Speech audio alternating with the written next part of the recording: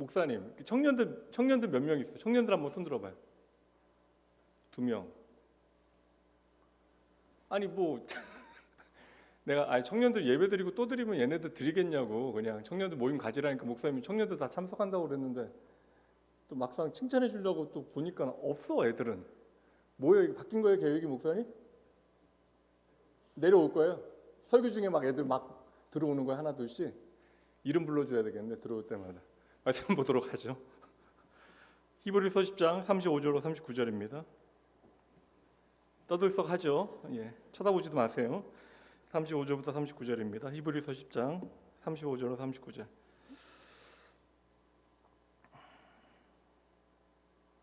제가 주는 성경 364쪽입니다.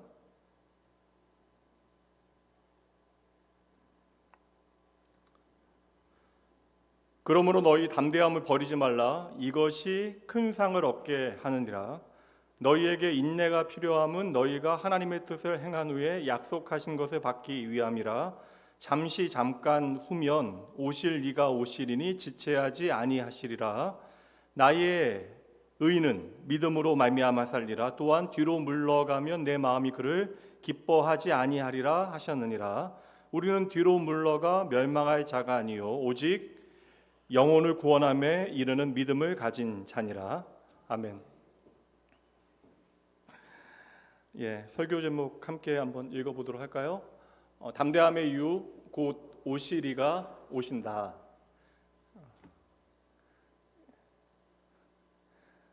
다 들어온 거야 이제 청년들?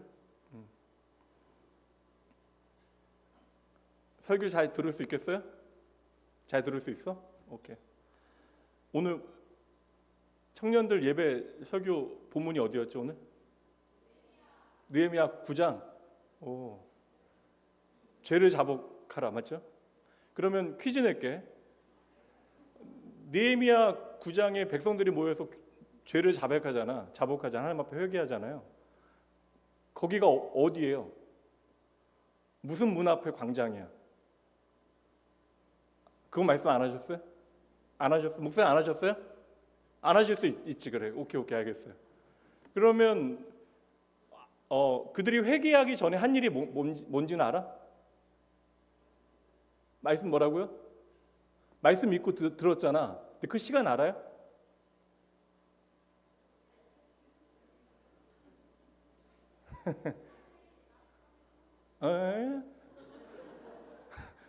새벽부터 정오까지. 그럼 최소한 8시간 들은 거야. 8시간은 말씀을 들어야 회개가 시작되어진다. 여러분 목사님한테 설교 오늘 몇 분 들었어요? 40분? 그러면 이제 4시간 20분 남았습니다. 아니 7시간 20분이요. 예. 잘 들을 수 있죠? 예. 제가 그쪽을 좀 주목하여 보지 않을게요. 일부러 한 번씩만 보겠습니다. 예. 오늘 말씀은 히브리서 10장이에요. 저희가 계속 나누고 있는 말씀이고요. 히브리서 29번째 말씀입니다. 말씀의 제목은 다시 한번 제가 읽어드릴게요. 담대함의 이유 곧 오시리가 오신다. 오늘 교회학교 교육 때문에 청년들도 셀 모임 갖지 않고 오늘 교육받게 되어졌는데 중고등부 전사님께서 강의하신다는 걸 제가 지난주에 알았습니다. 우리 목사님들께서 비밀로 저에게 하셔가지고 기독교 세계관 주제로 강의를 하신대요. 그러니까 기독교 세계관은 사실 70년대 한국교회에서 시작이 되어졌습니다. 신학교를 중심으로 시작이 되어졌고요. 70년대 그리고 90년대 기독교 세계관 운동으로 불이 뜨 일어나다가 한국교회 가장 사실 보면 외적 전성기죠. 그리고 이 시대 2024년 이 시대의 기독교 세계관은 이제 삶의 체계에 대한 이야기, 삶의 뿌리내리는. 왜냐하면 이전 세대의 기독교가 가장 큰 영향력을 미칠 때에도 이게 운동으로서의 세계관 공부는 좀 한계가 있다라는 것을 이제 경험하게 되어진 것이죠. 그러니까 스터디 모임이나 연구나 이제 운동으로서의 이제 기독교 세계관이 힘이 없다라는 사실을 이제 지난 역사를 통해서 확인했고요. 우리가 삶의 가치로서의 이제 성경적 세계관을 어떻게 우리의 삶에 비추어낼 수 있을 것인가라고 하는 고민이 있지 않을까라는 생각을 해봅니다. 아무래도 좀 현장에서 가장 근간 이제 또 세계관 공부를 하신 분이니까 우리 전우사님 좀 긴장도 되실 터인데 여러분 열심히 좀 참여하셔서 그 시간을 여러분들이 좀 유익한 시간으로 잘 만들어 내셔야 합니다. 교사분들 많이 계실 것 같고요. 이거 사실 그냥 예기치 않은 일이긴 한데 이게 오늘 예배 참석한 우리 부서 교사들 좀 확인 좀 해주세요. 그리고 예배 끝나고 오늘 교육에 참석하신 교사들도 확인하셔서 가장 출석률 높은 부서에는 제가 교사 원래회 때 피자를 쏠게요. 괜찮아요? 와, 제 돈으로 교회 예산 청구하지 않고 제 돈으로 여러분 피자를 사도록 하겠습니다. 지금 연락하시면 안 돼요, 막. 지금이라도 하세요. 교사라고 하는 자리 결코 좀 쉬운 자리는 아닙니다. 뭐 저희 교회는 사실 우리 아이들 사실 이제 이 시대는요, 주일학교 교육에 정말 어려운 시대를 우리가 지나가고 있고 저희 규모의 교회들도 요새는 중고등부 아이들이 거의 예배에 나오지 않는 교회들도 상당히 있습니다. 그럼에도 불구하고 부서 모임이나 그리고 교육들이 계속 되어지는 것은 교사 여러분들께서 그 어려운 현장에서 애써 열심히 섬기시고 함께 해주시기 때문이 아닐까. 사실 이게 어느 시대나 가르치는 자리라고 하는 것은 참 부담되고 어려운 자리인데 이 시대는 더 어려운 시대가 아닐까. 그리고 저희가 서 있는 교사의 자리는 단지 우리가 알고 있는 지식을 전하는 것이 아니라 삶의 문제이고 또한 모범의 문제이기 때문에 참 이 교사의 자리라고 하는 것이 부담이 되어진다는 생각을 해봐요. 그래서 우리 선생님들과 뭐 구역장도 마찬가지고요. 교회 안에는 다 배우는 자이며 가르치는 자가 되어줘야 하는 것인데 여러분 모두 반드시 기억하셔야 합니다. 함께 따라해 보시죠. 삶으로 가르친 것만 남습니다. 다시 한번요. 삶으로 가르친 것만 남습니다. 뭐 지금까지 28번의 말씀을 듣지 않아도 오늘 말씀 따라오기는 전혀 무리가 없긴 한데 우리가 지난주에 35절까지 말씀 나누었는데요. 오늘 10장 35절 말씀부터 다시 연결해서 이제 나머지 10장 마지막 말씀까지 나누게 되어질 거예요. 우리가 상당히 좀 꼼꼼히 제가 생각한 것보다도 전체 한 25번에서 30번 정도 제가 히브리서 말씀 좀 나누겠다라고 생각을 했는데 벌써 이제 다음 주면 30번이 되어지고 이제 이러한 좀 속도면 제가 보기에는 한 40번 정도는 히브리서를 나누게 되어지지 아니할까. 상당히 좀 꼼꼼하게 반복해서 말씀들을 살피고 있습니다. 그리고 이제 한 지역교회 담임 목회자로서 이제 설교 사역자로서 이런 기회가 아니면 뭐 장담할 수는 없지만 이렇게 좀 히브리서 말씀 하나를 이렇게 좀 꼼꼼하게 살필 수 있는 기회가 또 다시 있을까라는 생각도 좀 해봐요. 그리고 적어도 이러한 주제로 동일하게 말씀을 이제 살피지는 않을 듯합니다. 35절 말씀부터 오늘 함께 나누려고 하니까요. 35절 말씀이 오늘 우리가 말씀을 시작하려고 하는 문제제기 말씀이에요. 그러니까 35절 말씀 이제 여러분들 함께 읽어주세요. 시작. 그러므로 너희 담대함을 버리지 말라. 이것이 큰 상을 얻느니라. 아멘. 이 말씀에서 담대함을 버리지 말라. 이제 이런 말씀이나 명령이 이제 나오게 되어지면 이 담대함을 버리지 말라. 이 말씀은 우리가 좀 용기 내어서 조금 더 열심히 좀 뛰어보자. 그러니까 한번 밀어붙여 보자. 열심히 좀 우리가 노력해서 하나님께서 우리에게 좀 준비해 두신 좀 상을 한번 받아보자라고 하는 말씀으로 이해하기가 쉬워요. 그냥 그것이 우리가 일반적인 이 담대함에 대한 이해가 되어집니다. 근데 이미 우리가 히브리서 10장까지의 말씀을 통해서 계속 나눈 건 뭐예요? 처음부터 시작해서 우리가 계속 집중하는 것은 뭐예요? 구약의 모든 말씀을 살펴서 예수 그리스도의 보혈이 우리의 삶에 어떠한 의미가 있는가? 우리가 예수의 보혈 때문에 오늘 어떠한 자리에 서게 되어졌고 우리는 어떠한 삶을 살아갈 수 있는가에 대해서 그 십자가의 복음과 예수의 그 피, 보혈의 의미에 대해서 우리는 10장 말씀까지 계속해서 살펴왔습니다. 그러니 여러분 이 담대함이라고 하는 것 10장의 마지막 부분에 나오는 이 담대함 사실 11장부터는 구체적인 좀 적용이 되어지는 거예요. 그러니까 우리가 어떻게 살아야 되는가에 대한 구체적인 방향을 보여줄 터인데 그러면 이 10장까지의 내용의 마지막 결론으로 나오는 이 담대함이라고 하는 것은 그냥 우리가 의지를 가지고 열심히 뛰어보자라고 하는 것이 아니라 이 담대함은 무엇과 연결돼야 돼요? 예수님의 십자가, 예수님의 피, 예수님의 보혈과 연결되어져야 하는 것이죠. 그러니 오늘 본문의 말씀에 이 담대함이라고 하는 것은 뭐 세상을 향하여 물불 가리지 아니하고 겁 없이 우리가 한번 좀 뛰어보자, 달려 들어보자 이것을 의미하는 건 아니에요. 우리가 많은 사람들이 믿음에 대하여 오해할 때 믿음을 어떠한 긍정적인 에너지로 생각을 합니다. 그러니까 우리가 믿음 갖고 그냥 이거 사업 한번 해보자. 그럼 하나님께서 책임져 주실 것이다. 그러니까 엄밀히 말하면 우리가 인간이 열어놓은 어떠한 일들에 대하여 하나님께서 책임져 주실 것이라고 하는 이러한 믿음은요. 어찌 보면 좀 이게 하나님 앞에 좀 배째라라고 하는 마음이 되어질 수도 있는 것이죠. 우리가 믿음이라고 하는 것을 우리가 몸이 아플 때에 뭐 병원에 가지 아니하고 약도 쓰지 아니하고 기도로만 병을 고쳐야 한다라고 이야기한다면 이거 사실 믿음을 크게 오해하고 있는 것입니다. 사실 우리가 믿음이 있노라 하지만 이 믿음이라고 하는 것을 내가 잘못 이해하여 오해 가운데 믿음을 그릇되게 우리의 삶에 적용해 낼 때가 많다라는 거예요. 그러한 모양의 담대함, 쉽게 얘기하면 믿음에 대해서 오해에서 나오는 담대함은 믿음에서 나오는 담대함이 아니라 어찌 보면 자기 체면에서부터 비롯되어진 만용이 아닐까라는 생각을 해봅니다. 우리가 사실 세상의 모든 종교는 구도자의 길을 통하여 우리가 좀 답을 찾을 수 있어요. 그러니까 열심히 우리가 좀 구도자의 길을 걸어가면 진리를 찾을 수 있다라고 이야기합니다. 그런데 기독교의 진리는 그렇지 않아요. 우리에게 믿음은 오직 은혜로만 주어지는 것입니다. 하나님의 전적인 은혜로만 하나님의 사역을 통해서 우리에게 주시는 것. 믿음은 은혜이지만 그러나 믿음에는 내용이 있다라는 거예요. 막연한 것이 아닙니다. 믿음에는 구체적인 컨텐츠가 있어서 우리가 그 믿음이 무엇인가를 우리의 삶의 자리에서 열심히 배우고 익혀야 하는 것이, 그래야 우리가 믿음이 무엇인지를 오해하지 않게 되어져요. 믿음을 잘못 적용하지 않게 되는 것입니다. 믿음이 우리의 삶의 구체적인 삶의 자리에서 제대로 사라지는 것이죠. 그러면 히브리서가 말하고 있는 이 담대함이 무엇일까? 그냥 용기 내보자, 우리 눈 한번 질끈 감고 한번 뛰어보자라는 것이 아니라 이 하나님의 상을 바라볼 수 있는 이 담대함이라고 하는 것은 무엇일까? 이 담대함의 근거는 무엇일까? 앞서 우리가 살폈지만 히브리서 10장 19절 말씀 보도록 합니다. 이 말씀 함께 읽어봅니다. 그러므로 형제들아 우리가 무엇이요? 예수의 피를 힘입어 성소에 들어갈 담력을 얻었나니. 죄인된 우리는 거룩하신 하나님 앞에 나아갈 수 없어요. 이 성소는 하나님의 임재가 있는 곳입니다. 이 거룩하신 하나님이 임재하신 자리에 우리가 어찌 나아갈 수 있어요? 우리가 하나님의 임재 앞에 담대히 나아갈 수 있는 그 이유는 무엇입니까? 그 근거는 무엇이에요? 바로 예수의 피를 힘입어. 이거 말고는 다른 것이 아무것도 없다라는 거예요.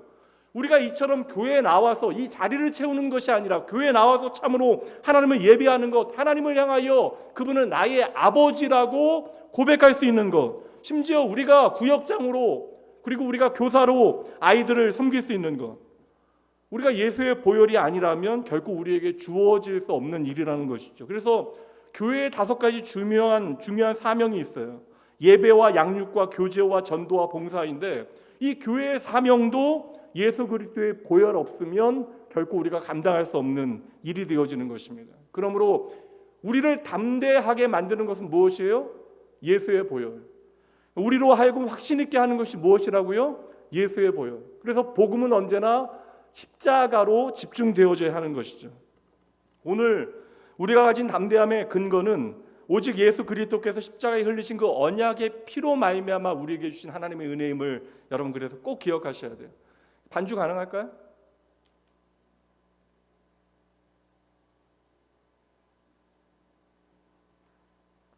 딱 맞는 지금까지 내용, 우리가 히브리서 8장, 9장, 10장을 아우르는 찬양 하나가 좋은 게 있어요. 예수 피를 힘입어. 알아요? 주의 보좌로 나아갈 때 가사 생각하시면서 불러보시면 지금까지 우리가 히브리서 8장, 9장, 10장 뭐 정확하게 말하면 1장부터 지금까지 살펴온 모든 내용을 이제 결론 짓는 너무나 좋은 찬양입니다. 이 찬양 한번 해보죠.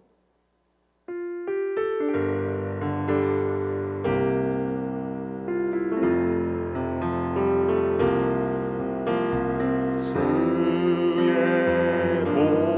보좌로 나아갈 때에 우리가 어떻게 담대히 나아갈 수 있는가? 나가야 할까? 그 방법 말씀합니다. 나를 구원한 주의 십자가, 나를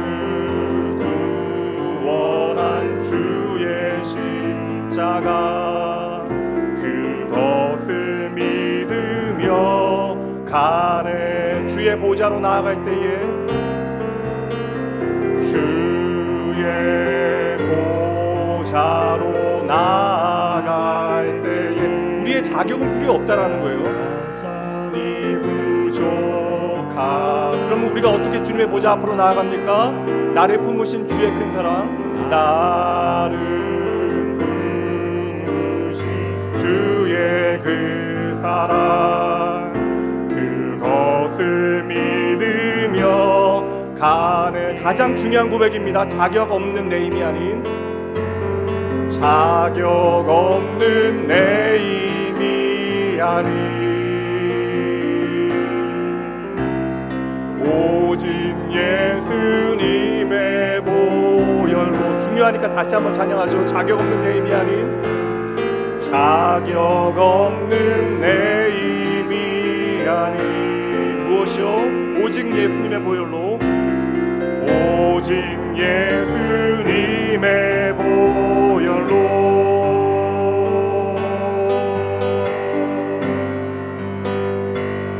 십자가의 보혈, 완전하신 사랑, 힘입어 나아갑니다.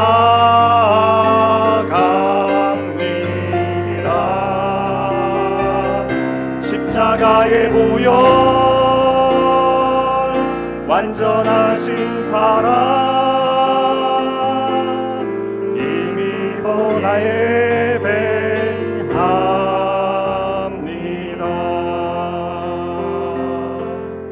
아멘.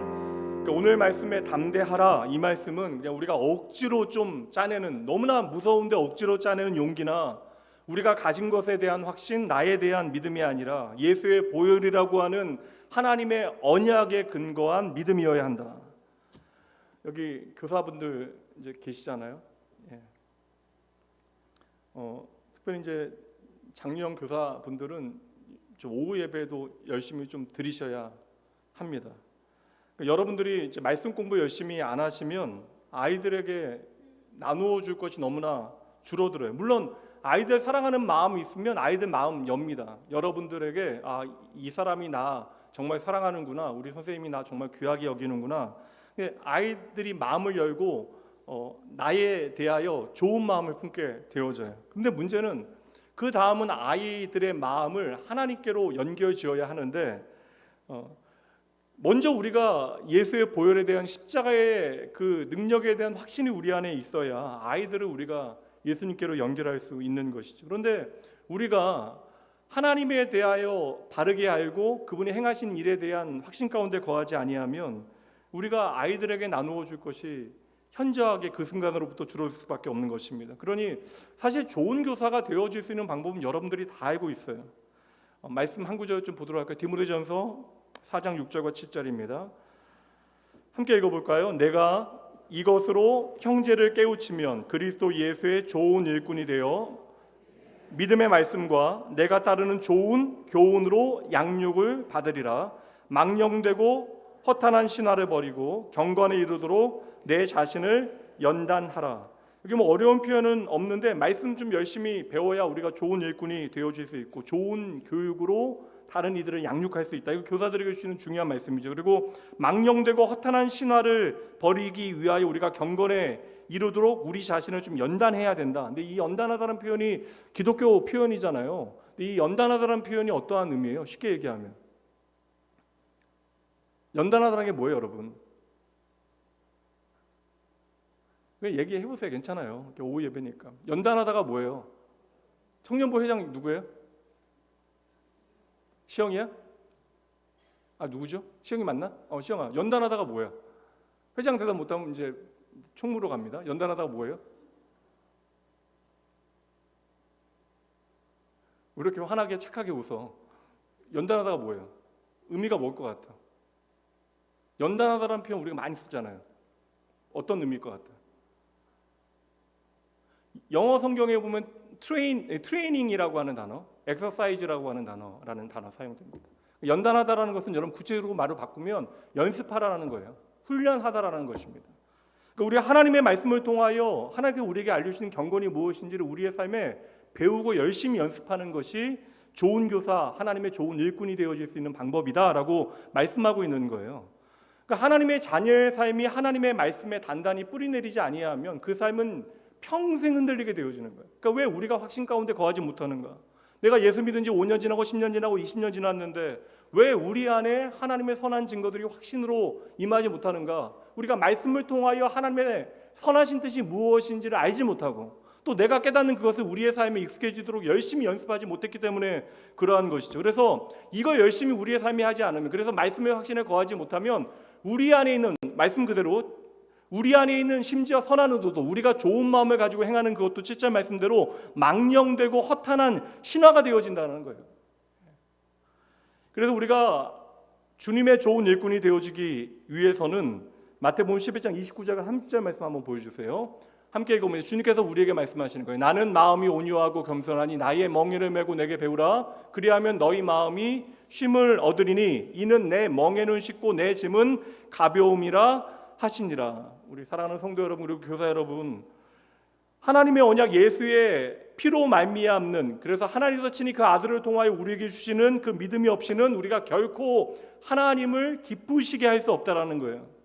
우리가 예수 그리스도의 십자가를 통하여 그 복음, 예수의 피로 말미암는 하나님의 은혜와 사랑이 무엇인지를 깨닫게 되어지는데, 예수의 십자가를 통하여 우리가 발견하게 되어지는 믿음의 원리가 뭐예요? 온전한 순종의 자리가 바로 십자가의 자리잖아요. 그러니까 우리가 예수님의 십자가를 통하여 온전한 순종을 발견해야 되는 거예요.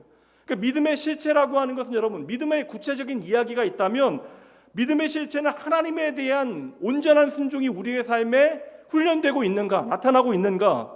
그러니까 믿음의 실체는 하나님의 말씀에 대한 순종이 되어져야 되는 것이고, 그 믿음의 실체가, 리얼리티가 우리의 삶에 순종으로 나타나게 되어질 때 이것을 우리가 좀 고상한 표현으로 경외라고 하는 단어를 사용하는 거야. 그러니까 하나님을 경외하는 삶은 바로 예수 그리스도의 보혈을 의지하여 주의 말씀에 순종하는 삶이 바로 하나님을 경외하는 삶이 되어지는 것입니다.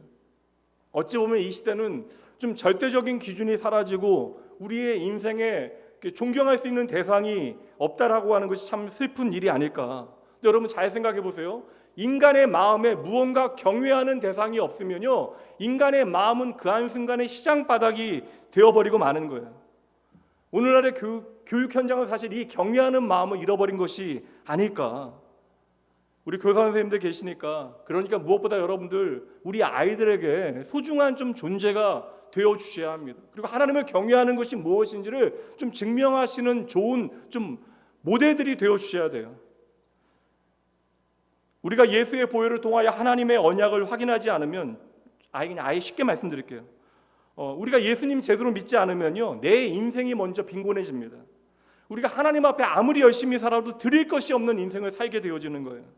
그래서 오늘 말씀의 성도의 담대함이라고 하는 것은, 여러분, 세상의 힘이나 능력으로부터 나오는 것이 아닙니다. 우리가 열심히 살아서 세상 사람들도 부러워할 만한 것들을 갖추어야 우리의 삶의 담대함이 증거되어지는 것이 아니라는 거예요.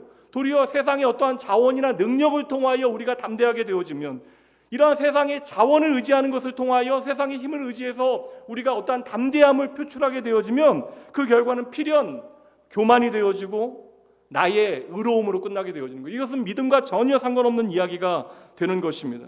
오늘 말씀 잘 보셔야 돼요. 우리가 하나님의 은혜의 보좌, 그 성소로 들어가 하나님의 은혜의 보좌 앞으로 나아갈 수 있는 이유가 무엇인가? 어떻게 우리는 하나님의 은혜의 보좌 앞으로 나아갈 수 있는 것인가? 예수 그리스도께서 십자가에서 온전한 순종으로 말미암아 우리에게 믿음이 무엇인가를 보여주신 거예요. 그래서 오늘 우리는 예수 그리스도의 그 피로 말미암아 담대히 아버지 하나님 앞으로 나아갈 수 있게 되어진 것이죠. 이것이 여러분, 오늘 예수 믿는 저와 여러분의 가장 강력한 경쟁력이 되어져야 하는 거예요.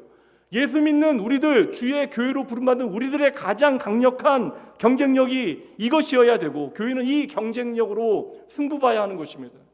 이 시대는 더 이것이 중요한 시대입니다. 그래서 32절 말씀 보세요. 오늘 본문의 말씀 앞에 있는 32절. 전날에 너희가 빛을 받은 후에 고난의 큰 싸움을 견디어낸 것을 생각하라. 지난주에 큰 싸움과 큰 상 설명드렸으니까 오늘은 설명 안 드립니다. 잘 보세요. 이 말씀 우리가 그냥 따져보면, 우리가 옛날에 고난을 잘 이겨낸 자신의 과거에 대해서 생각해보고 자랑스럽게 여기라라고 하는 말씀으로 이 말씀 오해하면 안 됩니다. 우리가 큰 고난의 시간들을 이겨내게 만든 그 신앙의 근거가 무엇인지를 너희도 기억하고 있어야 된다. 우리가 지난날 그 어려움의 시간들을 능히 이겨내고 버텨냈던 이유가 무엇인지를 너희는 다시 기억해내야 한다. 히브리서는 그것을 다시 기억하게 하기 위하여 예수의 보혈을 통하여 믿음의 능력, 믿음의 경쟁력이 무엇인지를 우리에게 보여주고 있는 거예요. 우리의 삶의 오늘의 고난이라고 하는 문제가 성도의 삶에 성장통이 되어질 수 있도록, 고난이 아픔만으로 끝나면 여러분 얼마나 억울해요. 예수 믿는데 왜 세상 사람들보다 더 많은 고난을 당해야 됩니까? 왜 우리가 힘들어해야 돼요? 그런데 우리의 삶에 고난이 억울해지지 않으려면 이 고난이 도리어 우리의 삶에 믿음의 성장을 이루는 성장통이 되어져야 하는 것이죠. 그래서 히브리서는 이것을 우리에게 가르쳐주기 위하여 예수의 보혈에 대하여 지금까지 강조하고 있는 것입니다. 히브리서를 처음 읽었던 많은 고난 중에 있었던 유대인 출신의 그리스도인들이나 오늘 2024년을 살아가고 있는 낙원교회 성도들과 교사 여러분들에게 히브리서는 우리의 능력이 무엇이어야 하는가를 정확하게 보여주고 있는 거예요. 언약의 피를 흘리신 예수님만을 우리가 기억해야 한다라고 우리에게 촉구하고 있는 것입니다. 언젠가 제가 기억하기는 축구 대표팀이 국제 대항전에 나갔는데 이제 그게 아시아에서 열리는 어떠한 그 대항전이었고 우리나라가 충분히 잘할 수 있는 경기였던 것 같아요. 그래서 그 축구 대표팀 선수들이 국제 경기가 열리는 그 기간 중에 술집에 가서 밤새 이제 술을 먹고 논 것이 이제 언론에 나와서 큰 파문이 일은 적이 있습니다. 근데 그때 이제 제 기억에는 2002년 이제 4강 신화를 만들어냈던 월드컵 영웅들도 거기에 포함되어 있었는데, 근데 사실 어떻게 생각해 보면 너무나 부끄러운 모습이잖아요. 그러니까 국가대표라고 하는 그 영광스러운 자리에서 스스로 가장 불명예스러운 현실을 그들이 스스로 만들어낸 것입니다. 여러분, 오늘 우리가 이래서는 안 되는 거예요. 예수 그리스도의 보혈을 통하여 하나님의 영광스러운 부르심 앞에 우리가 우리의 삶을 살아가고 있는데, 그 영광스러운 자리에서 우리가 스스로 가장 불명예스러운 현실을 오늘 우리가 만들어내면 이것이 얼마나 우리 인생에 안타까운 일이 되어지겠어요. 물론 여러분 잘 보세요. 구원이라고 하는 것은 우리가 만들어내는 것이 아니기 때문에 오직 하나님의 은혜입니다. 그러니까 구원의 문제는, 생명의 문제는 오직 하나님의 절대적인 주권의 영역입니다. 그러니까 우리가 만들어내거나 우리가 애써서 얻어낼 수 있는 것이 아니에요. 그러나 그 구원의 은혜를 안다면, 믿음은 그 다음에 우리가 그 구원의 은혜가 무엇인지를 제대로 알게 되어진다면 그 다음에 믿음은 지극히 능동적인 영역이 되어져야 하는 것이죠. 36절 말씀 보도록 할게요. 애들, 우리 청년들 들어온다니까 계속 들어오는 거 하나하나 다 신경 쓰이네. 안 볼게요. 제가 36절 말씀 한번 봅니다. 같이 읽어볼게요. 말씀 앞에 이해되시죠? 우리가 구원받게 되어진 건 하나님의 절대적인 은혜예요. 그런데 우리가 구원의 은혜를 깨닫게 되어지면 그 다음에 우리의 삶에 연계되어진 믿음의 이야기는 수동적인 것이 아니라 우리의 능동적인 영역이 되어질 수 있다는 것입니다. 36절 읽습니다. 너에게 인내가 필요함은 너희가 하나님의 뜻을 행한 후에 약속하신 것을 받기 때문이라. 여러분, 예수 믿으면 힘들어요, 힘들지 않아요? 죄 안에 있는 고민이요, 다음 주 우리가 주일 말씀을 제가 준비하면서 그 오후 말씀 준비하면서 고민되어지는 게 계속 있거든요. 예수 믿으면 여러분 힘들어요, 힘들지 않아요? 저는 예수 믿으면 힘들다라고 생각합니다. 근데 그 힘든 것이 우리에게 기쁨이 되어질 수 있는 이유를 발견해내는 것이죠. 예수 믿으면 세상 가운데 손해보게 되어질 때 반드시 있습니다. 왜냐하면 하나님의 나라의 법과 세상의 법은 분명 차이가 있어요. 전혀 다른 필드입니다. 그러니까 이것은 맞서 싸우는 것이 아니라 그냥 아예 그 기초가 달라요. 파운데이션이 달라요. 그러니까 우리가 하나님의 나라의 방식을 가지고 살아가면 세상 가운데 어떨 때는 그냥 손해를 보게 되어지는 때가 있어요. 손해를 선택해야 되는 때가 있습니다. 손해보면 여러분 좋아요, 싫어요? 싫어요, 힘들어요. 근데 우리가 손해보고 믿음 때문에 고통을 당하고 때로는 억울한 일이 있더라도 그 모든 어려움들을 고난 중에도 인내할 수 있는 이유, 여기서 말하는 인내는요, 히브리서에서 말하는 인내는 그냥 애써 그냥 참아내는 게 아니에요. 내가 이 악물고 막 피 그냥 흘러나오는데 그냥 삼켜가면서 참아내는 것이 아닙니다. 이 인내는 뭐예요? 예수의 보혈로 말미암아 우리에게 주어진 하나님의 약속에 대한 소망이 구체적인 삶의 인내로 발현되는 거예요. 나타나는 것입니다. 그러니 36절 말씀해 보세요. 36절 다시 보여주세요. 36절에 여기 인내는 우리가 가져야 되는 태도이거나 우리의 자세가 아니에요. 우리의 의지가 아닙니다. 주님께서 우리에게 담대함을 주신 결과로부터 나오는 인내. 여러분, 우리가 참으면 얼마나 참겠어요? 윤지용 집사님 맨날 너무 사랑하는 척하니까 보통 저렇게까지 하면 좀 이상한 건데, 의심해 봐야 되는데, 아니 안 싸워? 정말 안 싸워. 맨날 안 싸운다 그러니까. 안 싸워요? 안 싸워요? 그래? 싸워? 아, 이제 싸우기 시작했어? 와. 우리 은미 집사님 많이 참죠? 네, 많이 참을 거야. 네. 우리가 참으면 어디까지 참겠어요? 내가 사랑하는 가장 사랑하는 자녀 어디까지 여러분 언제나 참아지세요? 언제나 참아지세요? 그 손주 막 보는 거 너무나 좋아서 애기 보고 있는 거 막 10시간 20시간 막 보고, 우리 뭐 아들 딸이 손주 맡기고 가면 뭐 며칠씩 맡기고 가도 너무나 행복하고 하루 더 봐주고 싶고 막 그러세요? 아니 부모에게 효를 다하고 철들어서 이제 부모에게 효를 다하고 싶어. 근데 여러분 부모의 말에 언제나 효를 다한다고 하는 것이 순종하는 것이 그렇게 우리에게 쉬운 문제던가요? 여러분 참는다고 참아지면 세상 어려운 게 어디 있겠어요? 근데 여러분 배고픈 거 못 참으니까 이렇게 다이어트가 항상 실패하는 거 아닙니까? 우리가 참는다고 참아지는 거 아닙니다. 우리의 인내는 어떤 인내예요, 여러분? 그냥 애써서 참는 인내가 아니라고. 히브리서가 우리가 말하고 있는 인내는요, 소망의 인내예요. 예수의 피로 말미암아 우리에게 약속되어진 그 소망의 인내. 그러니까 하나님의 약속을 예수의 피를 통하여 반드시 우리의 삶이 이루어질 것을 내가 믿고, 하나님께서 우리에게 보이신 선명한 뜻을 내가 배우고 그 뜻을 우리의 삶에 순종하는 것이 바로 소망의 인내가 되어지는 것입니다. 양옆에 있는 분들과 함께 격려하면서 이렇게 인사해 보시죠. 함께 약속 믿고 순종합시다. 다른 분한테도 다시 한번 함께 약속 믿고 순종합시다.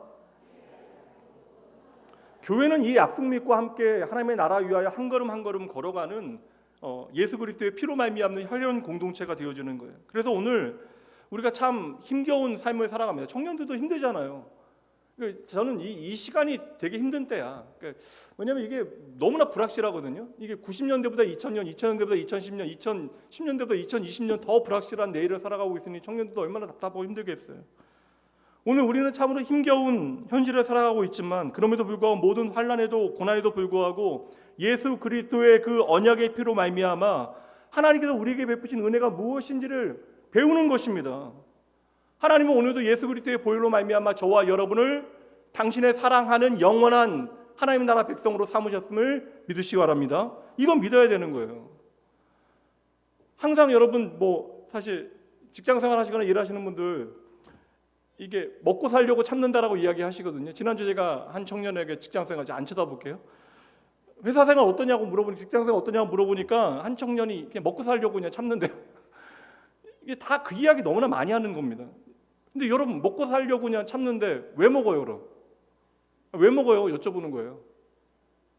먹고 살려고요? 왜 먹어요? 맛있으니까. 맛있어요. 이건 공감합니다. 저도 먹는 거 좋아하니까 맛있어요. 그리고 제가 맛있다고 한 거 막 맛없다고 그러면 되게 화가 나. 우리 장한나 청년, 우리 속전역 앞에 있는 평양냉면집 되게 맛있는데 자기는 맛없대 막. 그냥 먹으면 되지 뭘. 카톡까지 보내서 맛없다는 얘기를 해줍니까? 어제 또 교역자들 가서 먹고 왔어요. 그런데 우리는 맛있게 먹고 왔습니다. 우리가 먹고 살자고 그냥 일하는데 열심 내고 있는데, 근데 여러분 이게 살자고 우리가 먹고 이렇게 열심 내고 이렇게 참고 그러는데 여러분들의 오늘의 선택이 정말 여러분의 생명을 위하여, 그러니까 먹고 사는 게 산다라는 게 생명이잖아요. 여러분의 선택이 정말 생명을 위한 선택입니까? 이거 자신하세요? 이거 우리가 고민해 봐야 되는 거예요. 우리가 정말 열심히 사는데 우리가 열심히 사는 이 모든 선택이 정말 생명을 위한 선택이 되어진다라고 하는 것을 여러분 자신하십니까?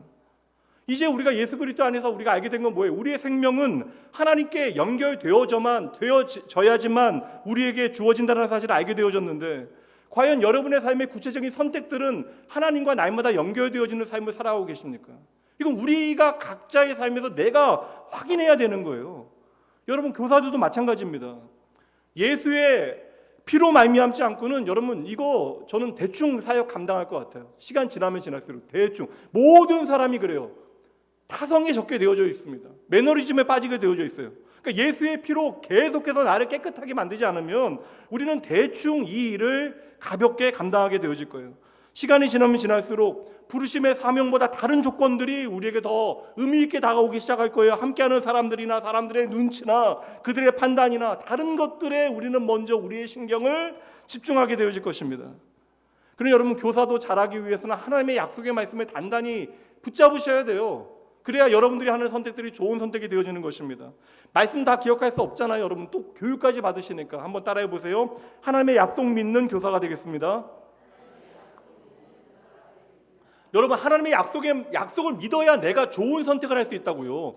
여러분, 생각보다 좋은 선택을 하고자 하는 선한 의지는 우리 안에 있는데 막상 현실 가운데 믿음의 좋은 선택을 하는 것은 엄청난 용기가 필요한 일이에요. 왜냐하면 좋은 선택으로 인하여 우리가 때로는 손해를 봐야 되기 때문에. 그래서 여러분, 우리가 하나님의 약속의 말씀을 믿고 그 말씀을, 예수의 보혈을 내 삶의 소망으로 삼게 되어질 때 우리는 좋은 선택을 할 수 있는 것이고, 좋은 선택을 하는 것으로 끝나는 것이 아니라 좋은 선택의 결과에 대해서도 우리가 덜 흔들릴 수 있게 되어지는 것이죠. 그래서 내 마음에 담겨지는 가치로 우리는 세상을 바라보게 되어지고, 이 시선이 세계관이에요. 내 마음에 담긴 것으로 우리는 세상을 바라보게 되어지고, 그 나의 시선이 내 삶의 현실을 살아가게 만드는 우리의 구체적인 선택이 되어지는 것이죠. 그래서 여러분, 언제나 말씀드리지만 믿음은요, 이 자리를 잘 지키시는 것도 중요하지만 이 자리를 나아가서 여러분들이 살아가는 삶의 현장, 그 삶으로 증명되어져야 하는 이야기여야 한다. 우리의 평생에 하나님과 함께하는, 하나님을 선택한 이야기들이 겹겹이 쌓이게 되어질 때 이것은 우리의 구체적인 믿음의 실력이 되어지는 것이죠. 우리가 아무리 세상에 대하여 올바른 판단을 한다 하건 세상은 여전히 세상의 원리에 따라 돌아가게 되어져요. 여전히 사람들은 아주 살벌한 경쟁의 시대를 살아가고 있고, 너무나 오랜 세월 동안 이 경쟁이 당연하게 여기고 우리가 살아왔기 때문에 우리는 이 경쟁이라고 하는 것이 세상을 움직이는 당연한 질서라고 받아들이고 살아가고 있어요. 그러니까 삶의 모든 자리가 다 경쟁이죠. 비교하고 경쟁하는 일이 우리의 삶에 너무나 당연한 일입니다. 그러니까 경쟁하지 아니하면 살아갈 수 없는 우리는 세상을 살아가고 있다는 거예요. 근데 여러분, 엄밀히 한번 생각해 보세요. 하나님께서 만드신 창조의 원리 가운데 경쟁 자체가 당연한 세상은요, 좋은 여러분 세상이 아닙니다. 이 하나님의 창조의 원리가 경쟁이 있지 않다라는 거예요. 저의 인생의 가치를 여러분들에게 지금 요구하고 있는 것이 아니라 하나님의 창조의 질서, 이 세상을 만드신 하나님의 그 창조의 질서는 인간을 경쟁하는 존재로 만드시지 않았다라는 거예요. 하나님께서 인간을 만드시잖아요. 두 사람을 만드실 때 그 두 사람은 어떠한 존재로 만드셔요? 창세기에 보면 어떤 존재로 만드세요? 배필이라는 단어 사용하잖아요. 어떤 존재로? 서로를 돕는 존재로 하나님께서 만드신다고요. 그러니까 하나님께서는 우리의 인간다움을 서로 관계 가운데 돕는 관계를 통하여 인간다움을 확인하게 하시는 것이지, 여러분, 경쟁을 통하여 우리가 살아간다라는 것을 확인하게 하시는 분이 아니라고요. 근데 우리가 문제는 이 세상을 살아갈 때 우리가 경쟁하지 아니하면 살아갈 수 없는 것입니다.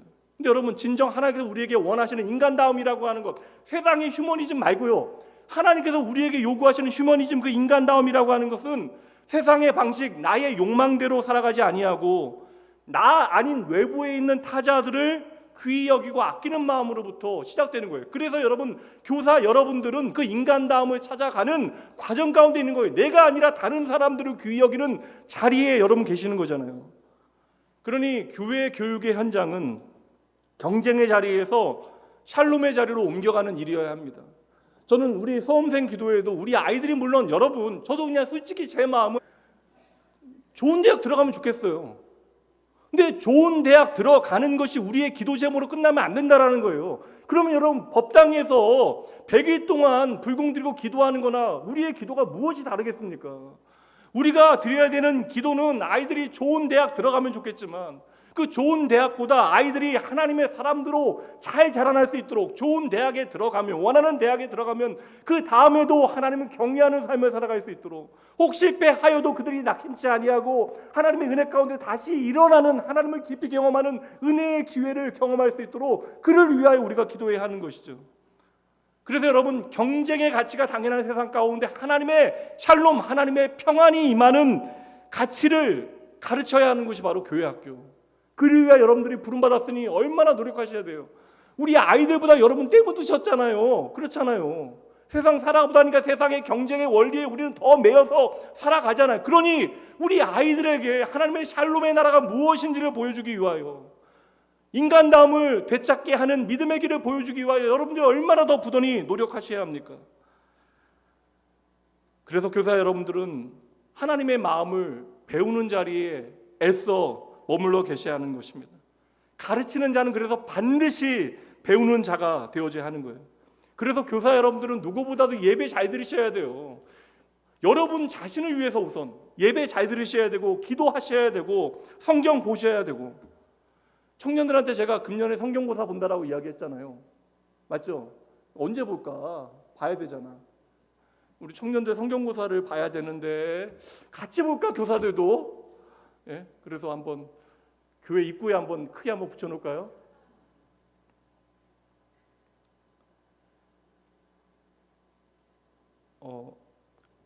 예수 믿으면서 덜컥거리면서 얼마나 많이 살아요, 우리가. 이게 덜컥거린다는 건 신앙 원리대로 우리가 살지 못하잖아요. 목사인 저도 너무나 힘들거든요. 제가 아까 선택에 대한 이야기했는데 좋은 선택을 하면서도 고민해요. 하고 나서도 고민해요. 막 걱정되고 염려됩니다. 그래서 여러분, 믿음의 가치를, 신앙적 가치를 여러분의 삶에 자연스러워질 수 있도록 여러분 열심히 배우시고 그것을 열심히 여러분의 삶에 익혀내셔야 돼요. 살아보셔야 하는 것입니다. 이게 참 아픈 얘기일 수 있지만 예배 안 드리는 교사가 아이들에게 예배가 생명이라고 가르칠 수 있어요? 사람은 양심이라는 게 있는데. 기도 안 하는 교사가 아이들에게 기도하는 하나님의 백성의 삶을 살아갈 수 있도록 열심히 독려할 수 있겠습니까? 헌금이 돈이 되어져 버린 교사가 아이들에게 하나님을 의지하는 것이 우리에게 생명이라고, 그리고 11조의 정신과 가치가 무엇인지에 대해서 제대로 가르칠 수 있겠어요? 여러분도 애써 헌신하는 자리에 계시잖아요. 부족해도 여러분, 우리는 이 자리에서 열심히 섬기고 있는데 여러분의 모든 헌신이 하나님 보시기에 여러분 진정 복되고 귀한 헌신이 되어져야 하는 것 아닙니까? 우리들이 아무리 우리끼리 이 정도면 충분하다, 우리가 애써 열심히 노력하고 있다, 이거 아무런 소용이 없다고요. 구약의 이스라엘 백성들의 실패가 무엇입니까? 하나님 보시기는 엉망인데 자기들끼리는 아무 문제 없대요. 이 정도면 괜찮대요.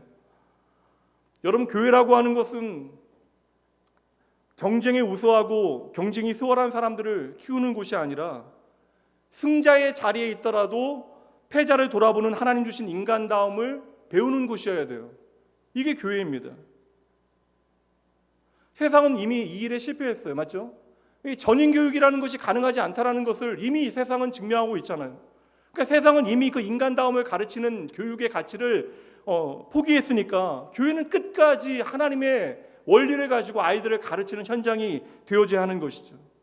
오직 예수의 보혈만이 우리의 능력과 경쟁력이 되어질 수 있도록, 우리 아이들에게 실패하더라도 우리가 다시 일어날 수 있는 이유가 무엇인지 알려주는 곳이 교회가 되어져야 하는 것이죠.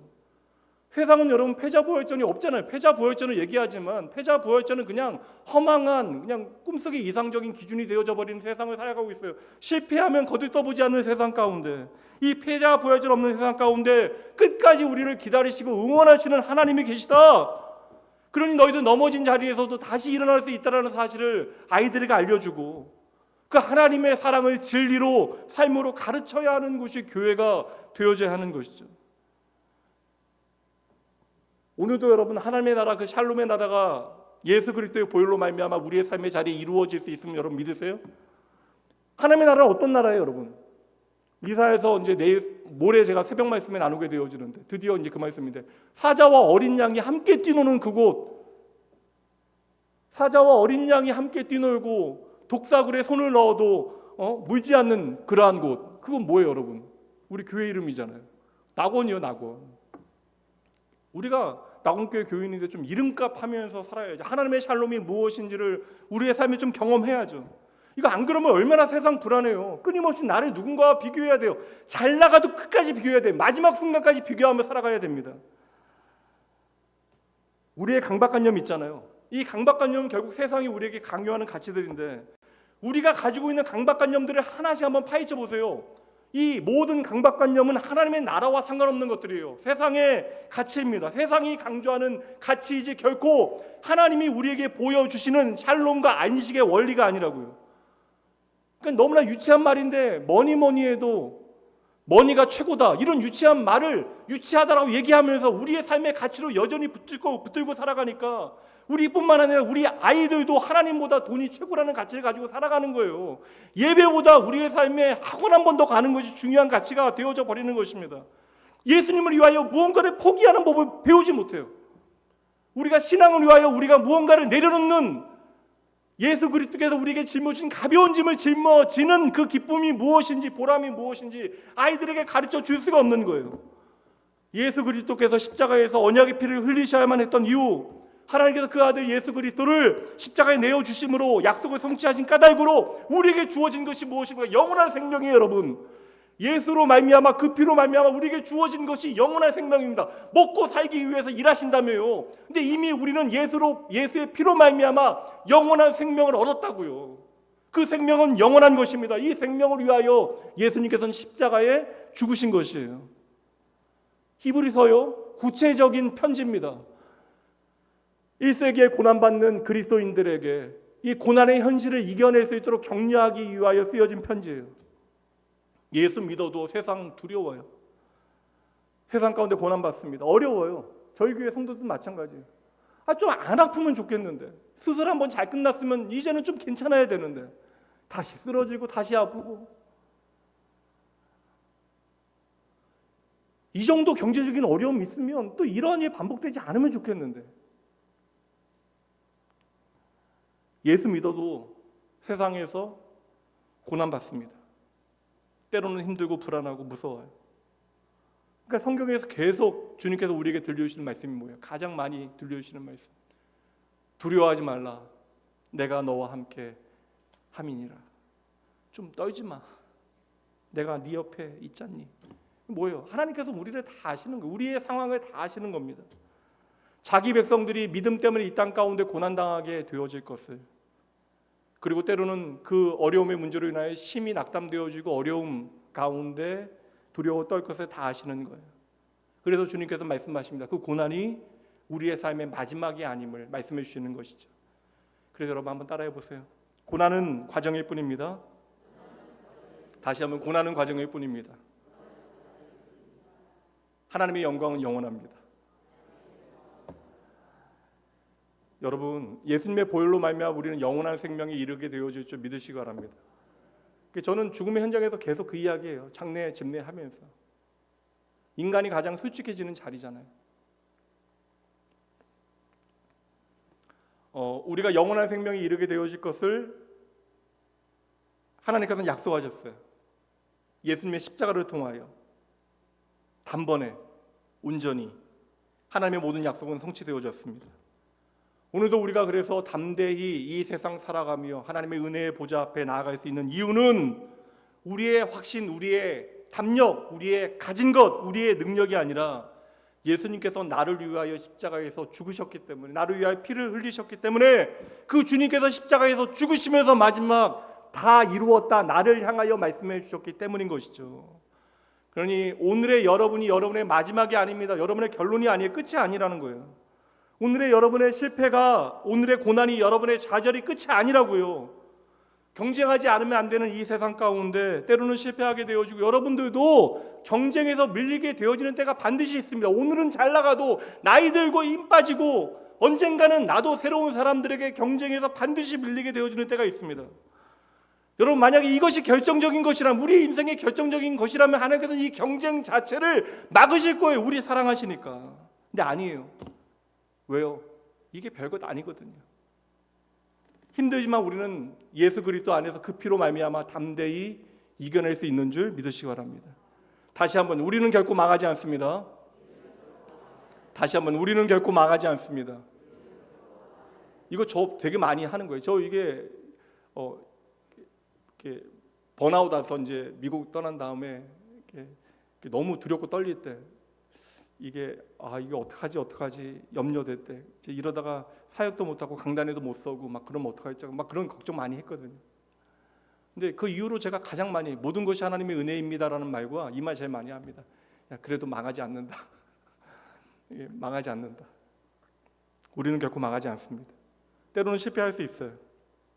여러분, 5달란트, 3달란트, 1달란트, 이거 우리는 뭘 봐요? 뭘 봐요? 그 이야기 보면, 야, 너 5달란트야? 난 1달란트인데? 끊임없이 그거 비교하는 거예요. 그러니까 5달란트, 3달란트, 1달란트를 우리 기준으로 비교하니까 내 1달란트가 너무나 초라한 거예요. 그러니까 잘못된 선택을 하는 거예요, 여러분. 비교하니까. 근데 하나님은 그거 하나도 보시지 않는다고요. 하나님께서 전혀 중요한 게 아니에요. 예수 그리스도의 피 묻은 진리, 그 복음이 우리에게 보여주는 약속. 세상이 오늘 실패한 것처럼 보일지라도 여러분, 우리는 보여줘야 돼요. 뭐요? 예수 그리스도께서 십자가에 죽으심으로 이 세상은 여전히 살만하다는 사실을 여러분 증명해 주셔야 돼요. 오늘 내가 가난하고 가진 것이 없다 할지라도 주님 때문에 나의 삶에는 아름다운 것이 많다라고 하는 사실을 여러분들이, 교회는 증명해내야 하는 것이죠. 늘상 말씀드리잖아요. 저도 교회에 돈 많은 사람들 많이 와서 빚 좀 해결하면 좋겠습니다. 그런데 그렇게 되어지기보다 교회가 본질상 예수 그리스도의 보혈에 그 피 묻은 복음에 사로잡혀 그 복음이 무엇인지를 삶으로 증명해내는 하나님의 교회다운 교인들이 많아지는 것이 저에게도 여러분에게도 복된 일이 되어지는 것이죠. 그러니 낙원교회가 진정 자랑해야 되는 것이 무엇인지를 여러분 잊지 마셔야 돼요.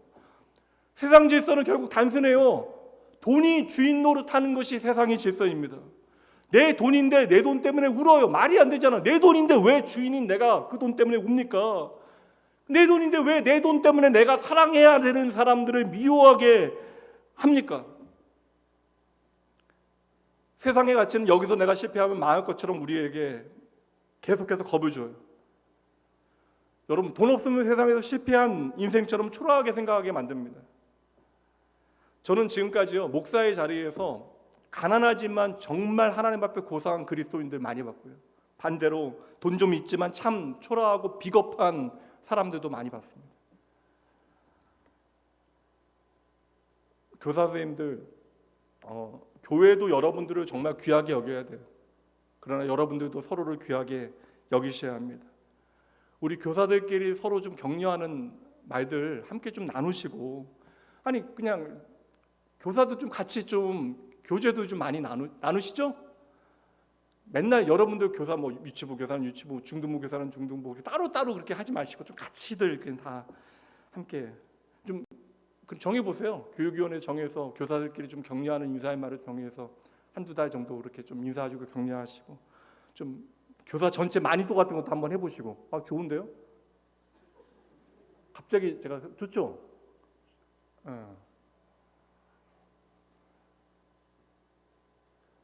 여러분들이 이 자리에서 해야 되는 일은요, 세상에서는 절대 배울 수 없는 하나님의 나라의 가치를 우리가 가르치고 또 우리가 삶으로 배워야 돼요.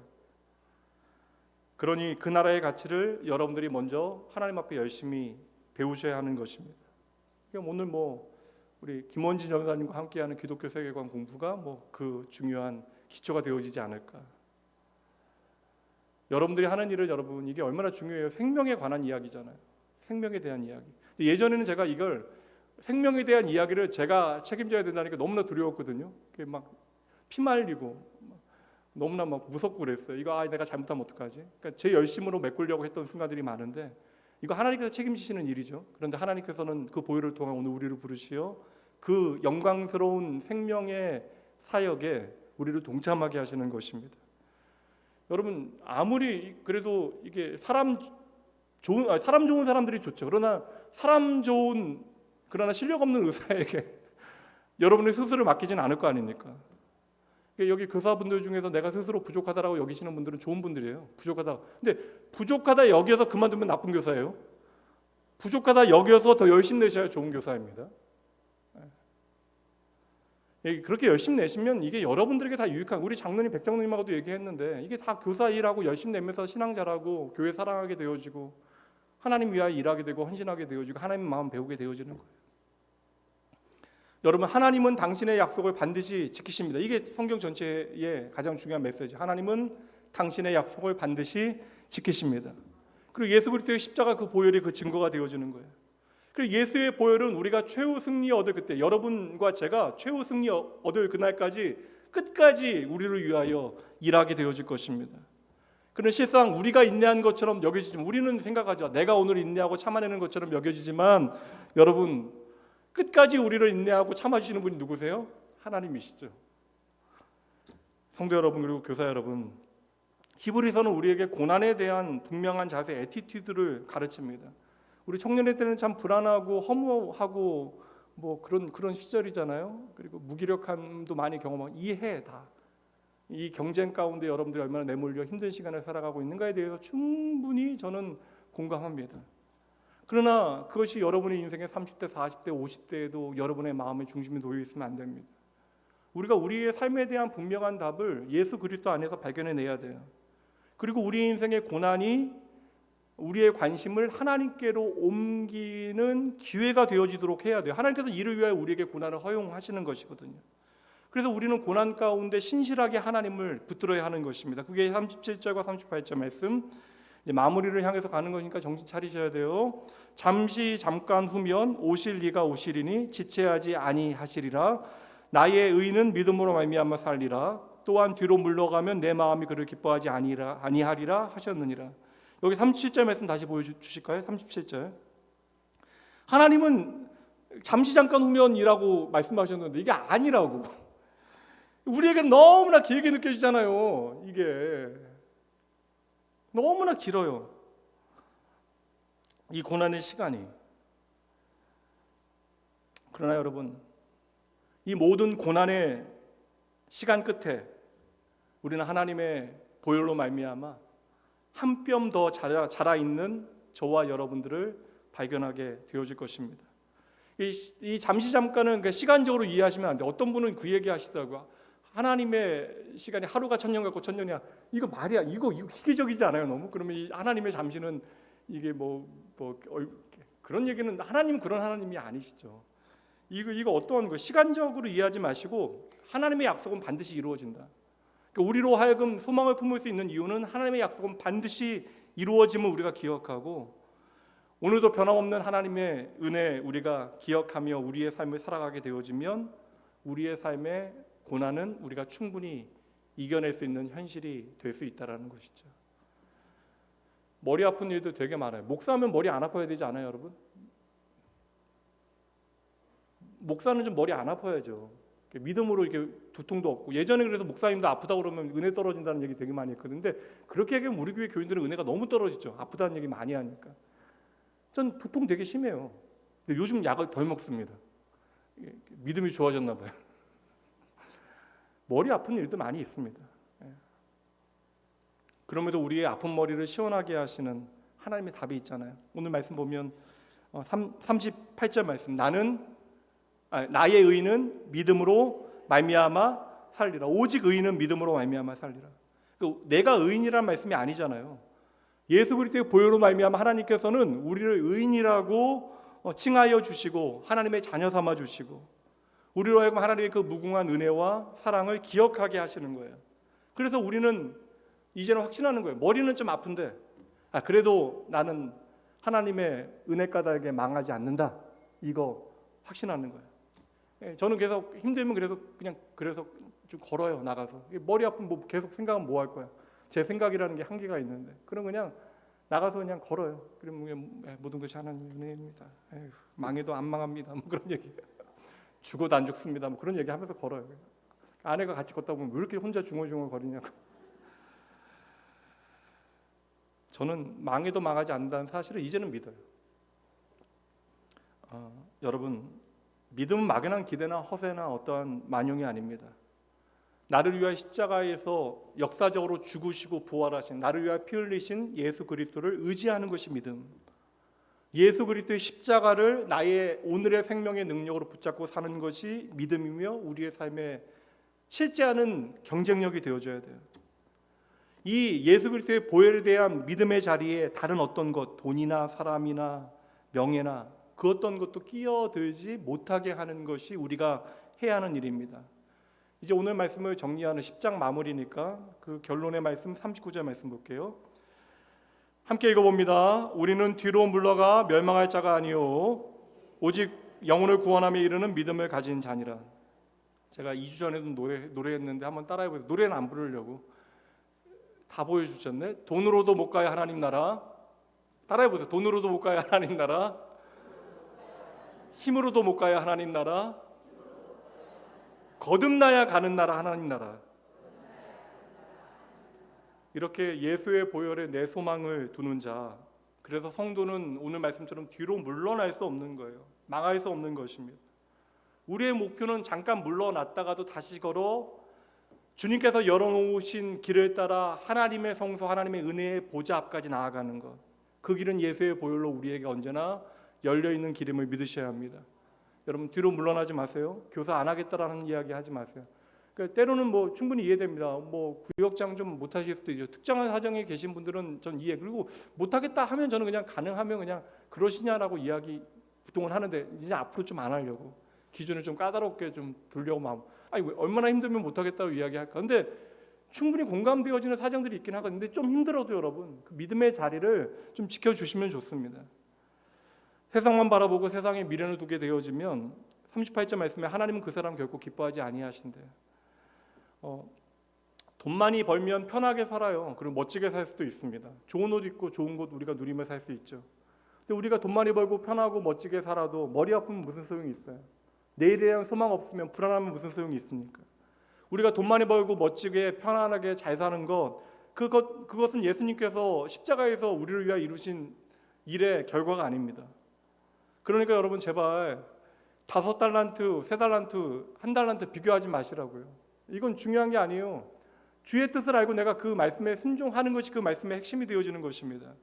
교사 선생님, 그리고 구역장 여러분, 직분자 여러분, 성도 여러분, 하나님께서 기뻐하시는 하나님의 자녀들 되어주세요.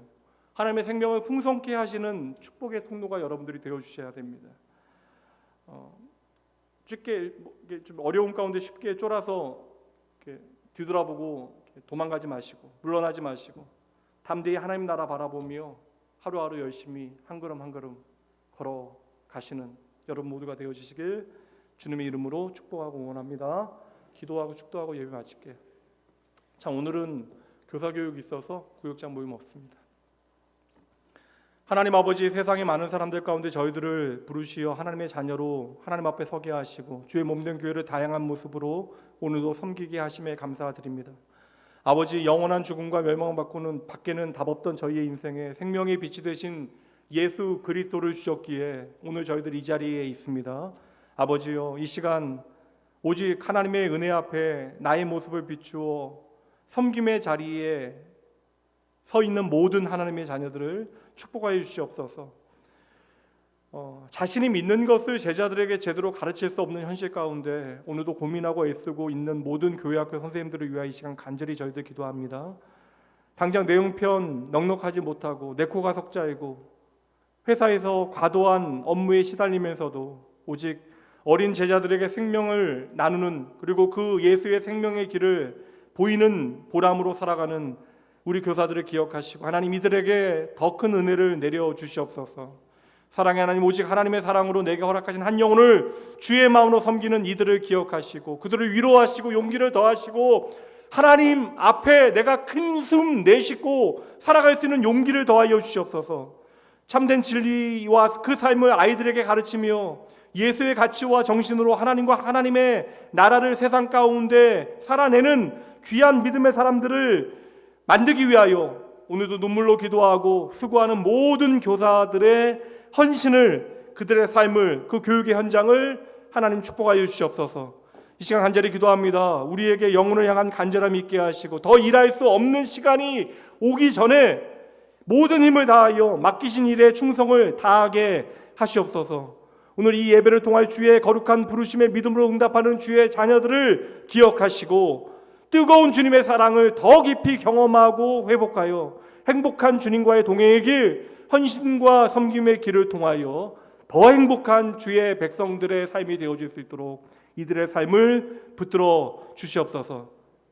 주의 자녀들로 믿음으로 살아가고 믿음으로 살아내는 인생 되어질 수 있도록 오늘도 모든 하나님의 사랑하는 자녀들의 삶에 변함없는 길이 되어주시는 우리의 생명 되신 예수님 이름으로 간절히 축복하며 기도합니다. 이제는 우리 주 예수 그리스도의 은혜와 하나님의 사랑하심 성령 하나님의 함께하심이 내가 예수를 믿음으로 내게 주어지는 고난의 현실을 원망하거나 부끄럽게 여기지 아니하고 예수의 보혈로 이미 내게 주신 큰 영광 기억하고 새 언약의 성취 가운데 예수의 보혈 의지하며 그 보혈의 능력을 내 삶의 경쟁력으로 살아내기로 다짐하고 작정하는 모든 하나님의 자녀들, 모든 교사들, 구역장들, 섬김의 자리에 있는 직분자들, 이제 다시 하나님의 은혜로 살아가게 되어질 이들의 일주일과 주의 몸된 교회를 위하여 새롭게 선출되어진 모든 일꾼들을 위해 지금으로부터 영원까지 함께 있을지어다. 아멘. 계절은 흐르고 꽃은 피고 져도 시들지 않은 생명이 있네. 바랄 수 없었던 죄인인 나에게 생명의 주님 자신을 주셨네.